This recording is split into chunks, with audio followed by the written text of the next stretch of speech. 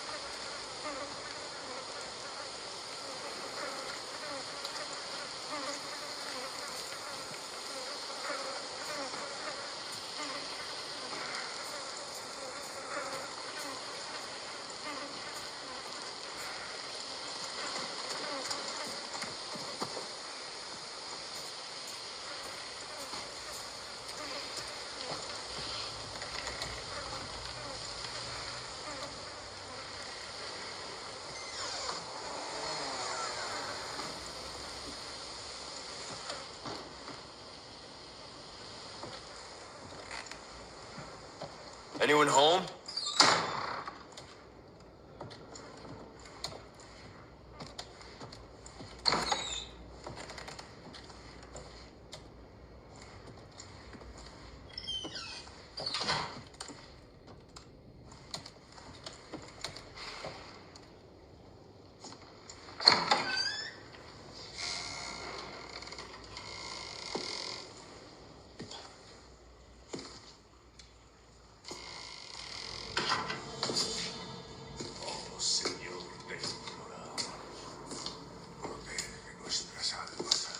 Sorry to barge in like this.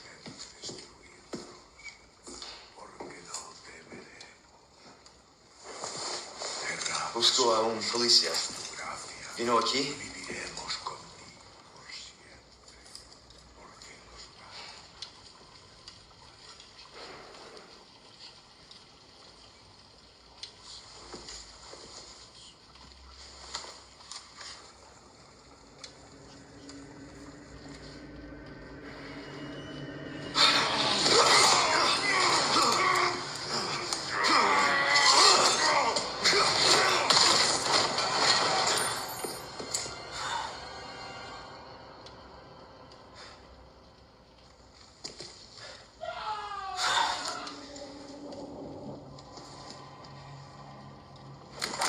This is not good.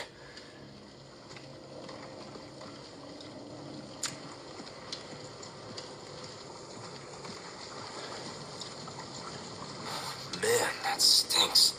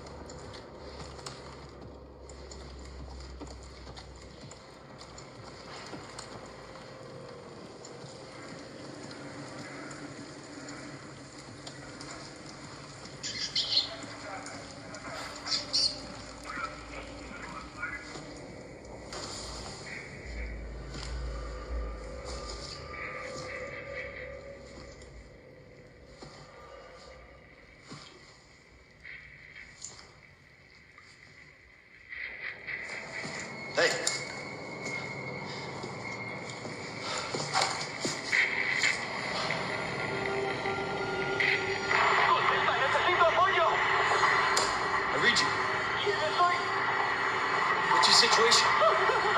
What the hell's going on?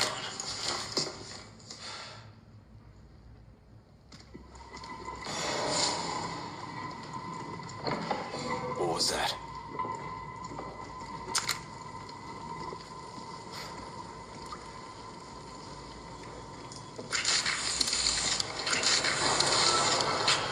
No fucking way.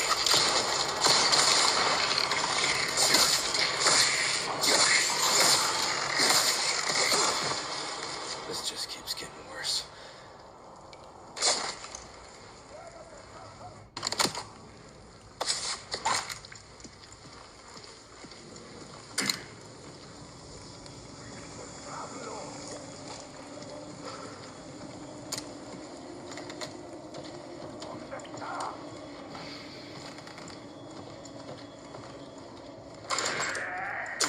Sal de donde estés. ¿Dónde estás?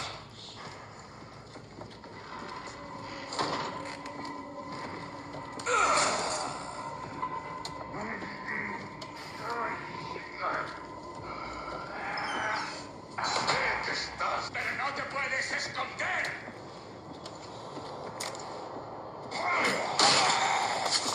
¡Ahí está!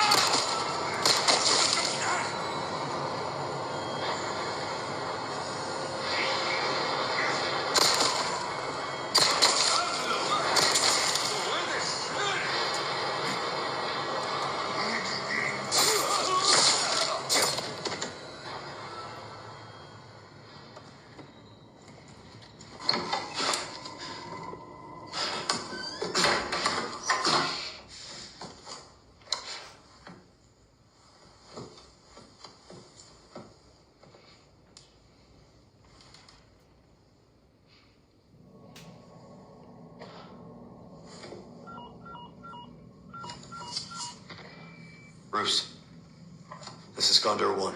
Hunnigan here. What's your sit rep? President's daughter, Baby Eagle. It's likely she's in this village. Our intel was correct then. Well done. Need a location on a nearby lake. She may have been taken there. Copy that. I'll see what I can find. Hurry up. Something's happened to the people here. My escorts are...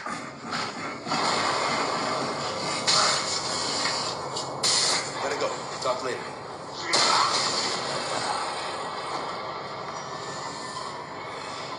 I'll let myself out.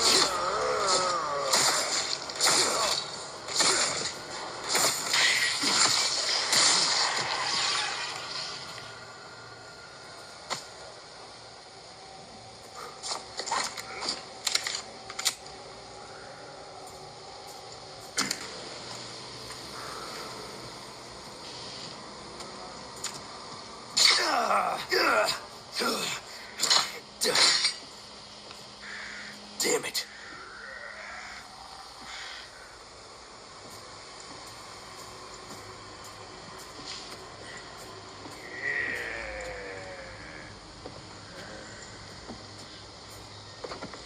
¡Agarradlos!